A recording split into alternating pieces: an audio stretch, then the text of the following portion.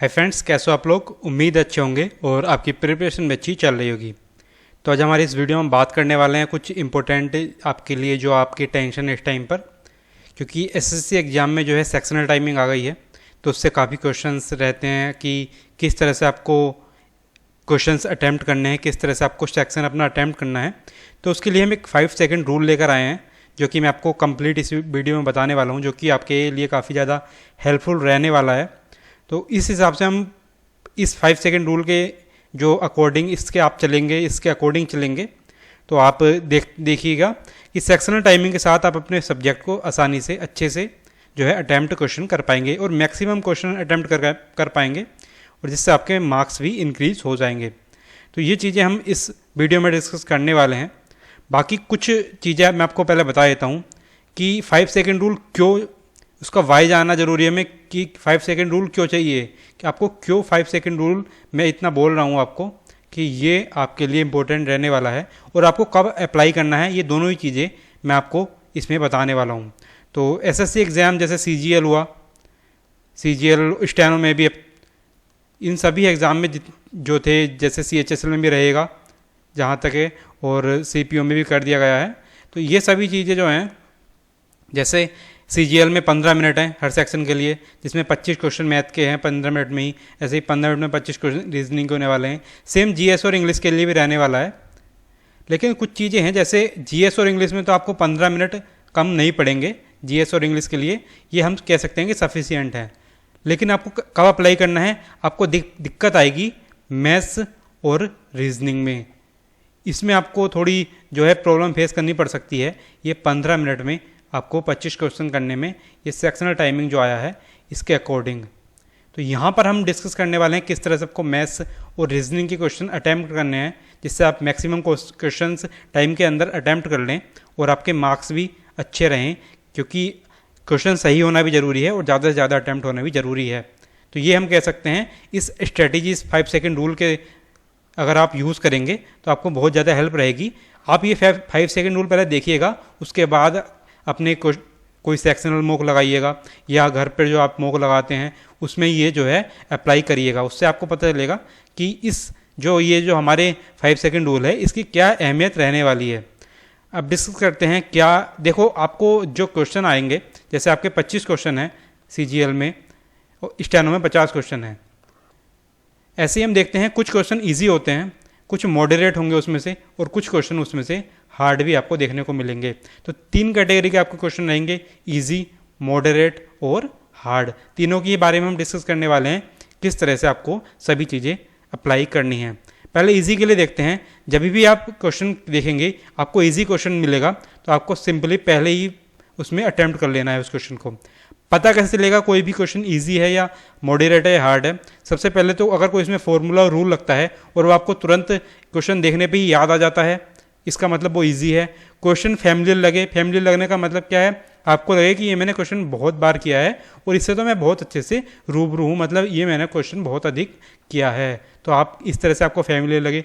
Calculation छोटी होनी चाहिए, आपको फॉर्मूला भी पता है, रूल भी पता है, कैलकुलेशन भी छोटी होनी चाहिए उस क्वेश्चन में। ऐसा नहीं कि कैलकुलेशन बहुत लंबी है तो वो भी आपका इजी क्वेश्चन में नहीं आएगा। कैलकुलेशन भी छोटी होनी चाहिए और आंसर की अप्रोच क्लियर हो, यानी कि आपको पता हो शुरू से लेकर लास्ट तक कि आपको पहला स्टेप ये है, सेकंड ये है, थर्ड ये है और फोर्थ आपका ये है, मतलब लास्ट आंसर तक आपको सारे स्टेप सिर्फ क्लियर हो, शुरू में ही आपको सोचना ना पड़े, तो वो आपके हो जाएंगे इजी क्वेश्चंस। उन्हें सबसे पहले आपको देखते ही सबसे पहले अटैम्प्ट में ही अटैम्प्ट कर लेना है।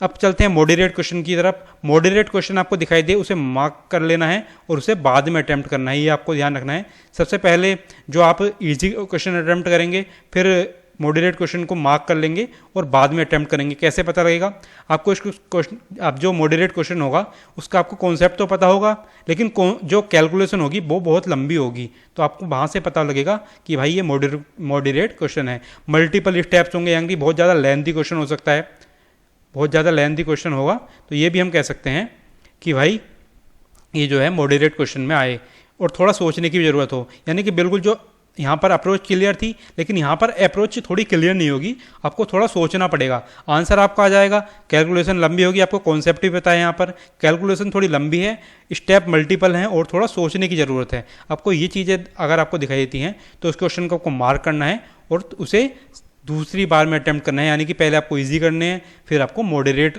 क्वेश्चंस अटैम्प्ट करने हैं। सबसे लास्ट में बढ़ता है हार्ड। अगर कोई भी आपको हार्ड क्वेश्चन आता है तो उसे आपको तुरंत छोड़ देना है, स्किप कर देना है। अगर आपको कब करना है, सबसे पहले आपको इजी कर लेने हैं, मॉडरेट करेंगे, उसके बाद अगर टाइम बचता है फिर आप इन क्वेश्चन पर आने वाले हैं, नहीं तो इन पर आपको टाइम वेस्ट नहीं करना है, क्योंकि सभी क्वेश्चन आपको अटैम्प्ट नहीं करने हैं। अगर आपको 25 क्वेश्चन में से आप 22 या 22 प्लस क्वेश्चन अटैम्प्ट कर लेते हैं तो आपके लिए अच्छा रहने वाला है। आपको अब 25 क्वेश्चन का नहीं देखना है कि मुझे 25 ही करने हैं, 22 प्लस आप देखिए, 22 प्लस या इस तरह से आप देखेंगे तो आप ये इस तरह से अच्छे मार्क्स स्कोर कर लेंगे। हार्ड क्वेश्चन कौन से होंगे? क्वेश्चन पढ़कर अप्रोच समझना है, यानी कि क्वेश्चन भी पढ़ लिया लेकिन अप्रोच का पता ही नहीं चल रहा भाई क्या अप्रोच है, तो ये आपका हार्ड क्वेश्चन में आ जाएगा।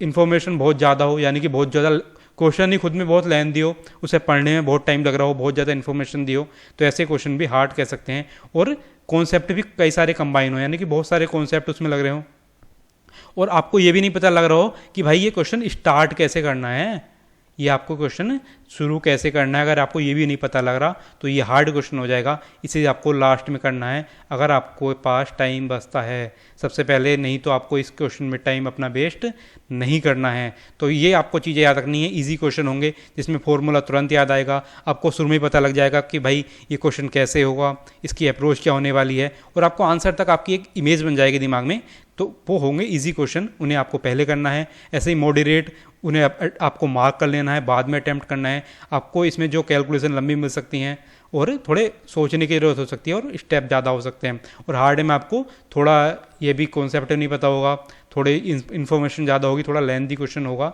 जो कि क्वेश्चन ही लेंथी होगा, मतलब एक तरह से सॉल्यूशन नहीं, क्वेश्चन खुद में लेंथी होगा और फिर सॉल्यूशन आप नहीं सोच पा रहे हैं तो ये हार्ड क्वेश्चन हो जाएंगे। इस तरह से आपको ये सभी चीज़ें अटैम्प्ट करनी है। तो ये चीज़ें मैं आपको बताने वाला था कि भाई इस तरह से आपको ये जो 5 सेकंड रूल है, ये है 5 सेकंड रूल, इस तरह से आपको अपना जो है इस रूल को लगाना है। तो आपको पता चल गया होगा कि 5 सेकंड रूल मैं क्यों बोल रहा था, इतना जो है इम्पोर्टेंट है आपके सेक्शनल टाइमिंग के लिए, इसलिए मैं बोल रहा था। बाकी 5 सेकंड आपको 5 सेकंड ही लगेंगे इस तरह से क्वेश्चन देखने में, आपको पता चल जाएगा क्वेश्चन पढ़ते ही कि भाई अगर आपको इमेज बन जा रही है बिल्कुल कंप्लीट तो आप ईजी मान लेंगे। थोड़ा आपको पता है कि कैलकुलेशन लंबी होने वाली है तो मॉडरेट, नहीं तो हार्ड, जो कि आपको देख के पता चल जाएगा कि बहुत ज़्यादा लेंथी क्वेश्चन है। अगर 5 लाइन में तो खुद इसकी क्वेश्चन ही है तो वो सॉल्यूशन भी नहीं बता रहा है तो वो हार्ड हो जाएगा। इस तरह से आपको सभी क्वेश्चंस ये जो है अटैम्प्ट करने हैं। अगर आप ऐसे करेंगे तो आप 22 प्लस क्वेश्चन यानी कि 45 प्लस या 45 प्लस मार्क्स आसानी से स्कोर कर लेंगे इस स्ट्रैटेजी के साथ। बाकी आप ये सोचें कि मैं हर बार 25 ही अटैम्प्ट करूँगा तो इस सेक्शनल टाइमिंग के साथ थोड़ा नहीं होने वाला, क्योंकि पहले होता था कि दूसरे जो सब्जेक्ट थे उसमें टाइम बच जाता था तो एक क्वेश्चन को हम 3 से 4 मिनट भी दे देते थे अगर वो हमें समझ में नहीं आ रहा था, तो अब वो आपको नहीं करना है। बाकी इसमें मुझे आपको इतना ही बताना था, इस तरह से आपको सभी चीज़ें देखनी हैं। बाकी इस लेक्चर में इतना ही था। अगर आपको कोई भी क्वेरी है तो आप कमेंट कर सकते हैं, कमेंट करिएगा, आपको मैं उस पर कोई भी एक डेडिकेटेड वीडियो बना दूंगा। और बाकी अगर ये वीडियो अच्छी लगी हो तो लाइक ज़रूर करिएगा, और चैनल को सब्सक्राइब नहीं करे तो सब्सक्राइब भी कर लीजिए।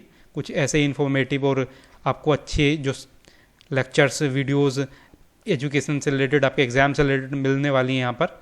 बाकी इस वीडियो में, इस लेक्चर में इतना ही, मिलते हैं नेक्स्ट लेक्चर में। जय हिंद।